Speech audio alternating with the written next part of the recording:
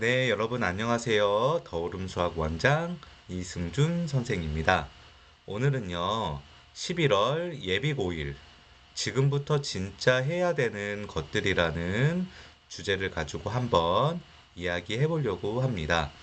요번 주 그리고 다음 주 되면 거의 대부분의 중3 아이들이 학교에서 시험이 끝나고 이제 진짜 모든 학기, 그러니까 학교에서 하는 공부가 다 거의 다 종료가 되고 이제 고등학교로 올라가는 준비를 하게 됩니다.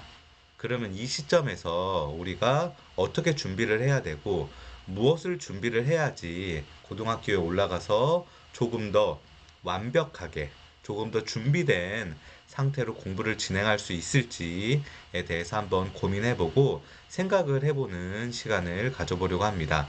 아이들을 많이 가르쳐 보면 사실 그 예비 고1 시기와 예비 고3 시기가 돈을 가장 많이 쓰고 시간을 가장 많이 투자하는데 가장 효율과 효과가 없는 시기라고들 많이 합니다.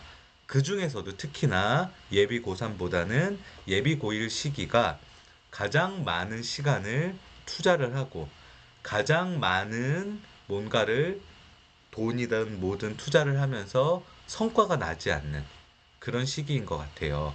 우리가 어떻게 준비를 해야 되고 무엇을 해야 되는지를 모르고 그냥 맹목적으로 공부를 열심히 해야 된다. 공부를 많이 해야 된다. 고등학교를 준비해야 된다. 서울대를 가야 된다. 의대를 가야 된다라는 그런 가치관과 기준만 가지고 모두 다 불나방처럼 뛰어들고 돈은 굉장히 많이 쓰는데 잡히는 거 하나 없이 고등학교 올라가서 무너지고 망가지면서 결국에는 이 시기에 뭔가를 열심히 하고 균형을 잡지 못했던 거를 탓하는 게 아니라 그냥 여러 가지 그냥 뭐 내가 선행을 많이 안 했어 뭘 안 했어 뭐 그런 여러 가지 외부적인 요인을 탓하게 되는 그런 부분이 많아요. 우리가 이 많은 시간을 어떻게 잘 활용해야 되는지 한번 이야기를 해보려고 합니다. 첫 번째, 제발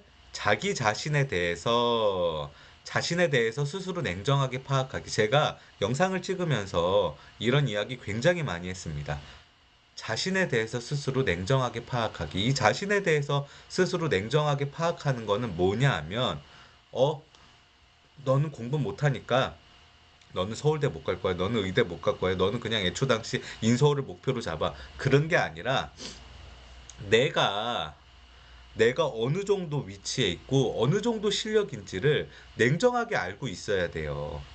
자, 내가 지금 수학을 50점, 60점밖에 못 받아요. 그럼 50점, 60점 받는 공부를 해서 70점 받는 공부를 해서 70점이 되면 80점 받는 공부를 해서 100점까지 올라가야 돼요. 그래야 의대도 갈 수 있고 서울대도 갈 수 있고 명문대도 갈 수 있는 거예요. 근데 내가 지금 50점, 60점밖에 못 받는데 난 서울대 갈 거야? 그러면서 100점 받는 공부를 하면 안 된다는 거예요. 서울대를 가지 말라는 게 아니에요.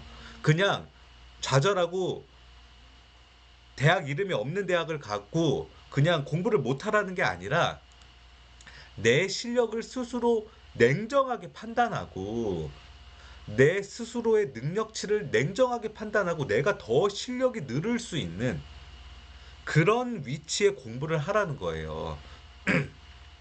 50점, 60점 받는 친구가 100점 받는 공부했을 때 아무 효과가 없어요. 70점, 80점 받는 친구가 100점 받는 공부를 했을 때 아무 효과가 없다는 거예요.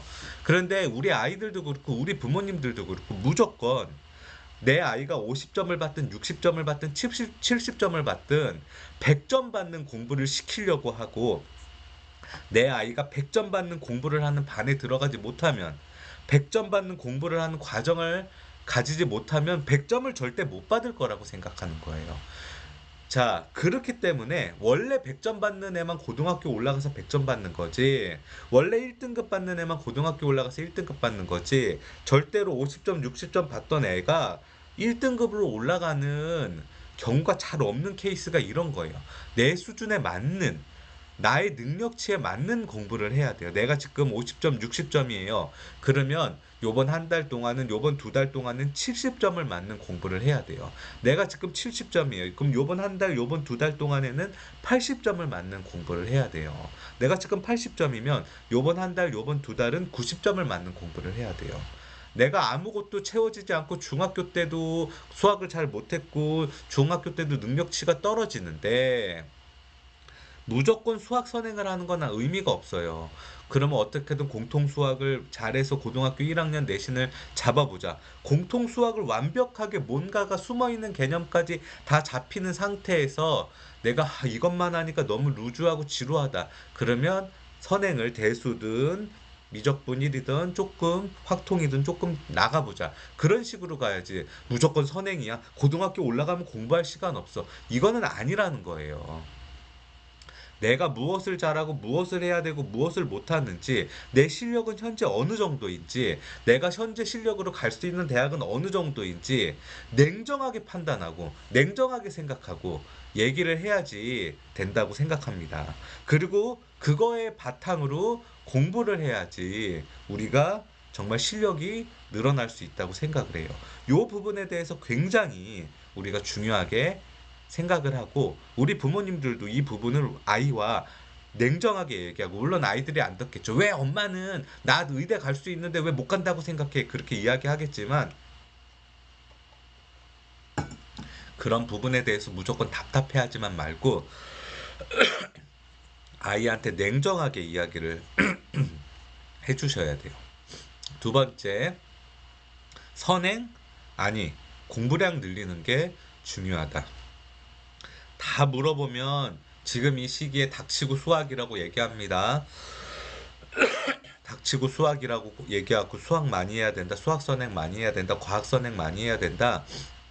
그렇게 이야기하는데 저는 죄송해요. 제가 수학으로 돈을 벌지만 절대 그렇지 않아요. 공부량을 늘리는 게 중요한데 이 공부량을 늘리는 거에 대해서 우리가 냉정하게 판단을 해야 되는 게 뭐냐 하면은 국어, 영어, 수학이 있어요. 내가 그런데 국어, 영어, 수학 중에서 국어를 못해. 그럼 국어 공부량을 늘려야죠.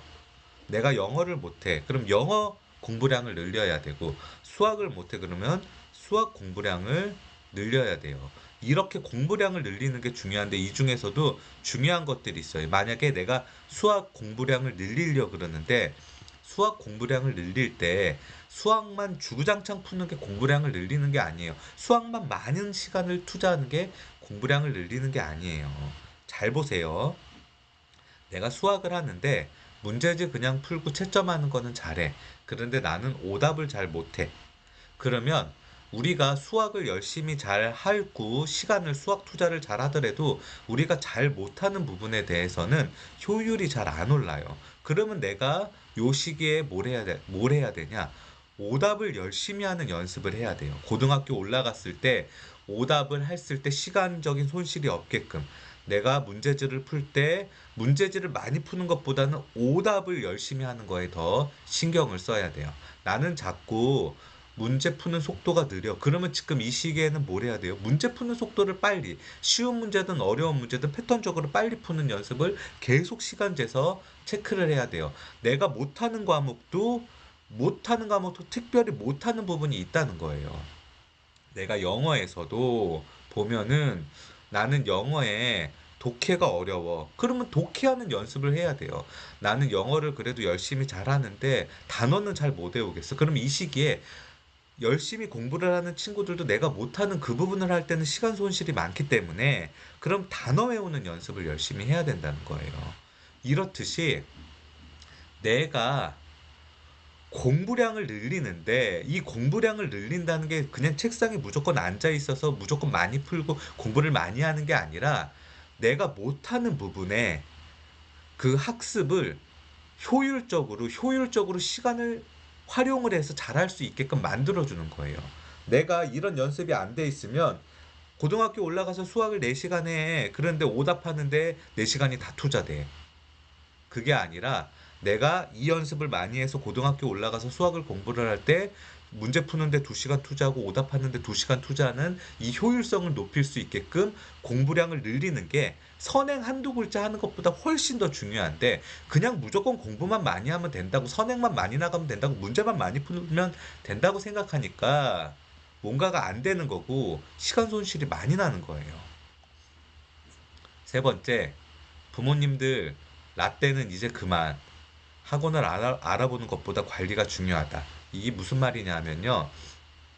우리 특히 부모님들 중에 공부를 잘하시고 전문직, 좋은 직업, 높은 학력을 가지고 계신 부모님들 중에 이런 이야기 하시는 부모님들 많아요.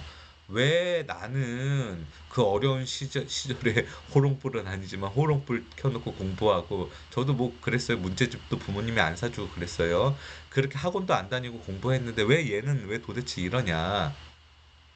우리 시절에는요, 물론 학원도 많고 과외도 많고 그랬지만 그렇게 열심히 혼자서 공부해서도 잘 된 케이스들이 많아요. 지금은 우리 시절보다 훨씬 없어요. 그리고 우리 부모님들이 관리와 감독도 잘 해주셔야 돼요. 학원도 보내주고 돈도 열심히 벌어서 투자도 잘 해주셔야 돼요. 돈만 무조건 주고 좋은 학원 줄 서서 등록만 해주는 게 다가 아니에요. 당근과 채찍도 잘 쓰고 아이가 공부 안 하면 채찍 때리다가 채찍 때리고 채찍 놓는 순간에 당근으로 돌아서서 엉덩이 툭툭 두들겨주고 나가서 맛있는 것도 사 먹고 아이스크림도 사 먹고 애 공부하기 힘들다 그럼 내가 다음날 출근해야 되지만 옆에 앉아서 같이 책도 읽어주고 성경도 읽어주고 그러면서 같이 시간을 보내는 것도 중요해요. 등록만 해준다고 되는 게 아니에요. 이런 관리 같은 것도 우리 부모님들이 분명히 해주셔야 되는 부분이에요. 그런데 나는 그냥 혼자 있는데 너는 왜 그러냐? 그런 건 안 통해요, 이제. 시대가 바뀌었어요. 그러니까 우리 부모님들도 이렇게 어느 정도 철저하게 관리를 해주시는 그런 부분이 필요합니다. 자, 11월 예비고일 지금부터 진짜 해야 되는 것들이 굉장히 많아요. 굉장히 많은데 이 많은 것을 다 하려고 하면은 우리가 아무것도 할 수 없어요.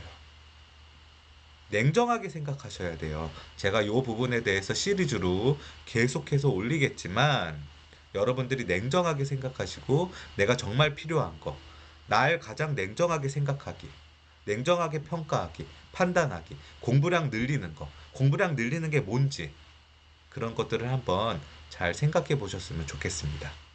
오늘도 시청해 주셔서 감사합니다.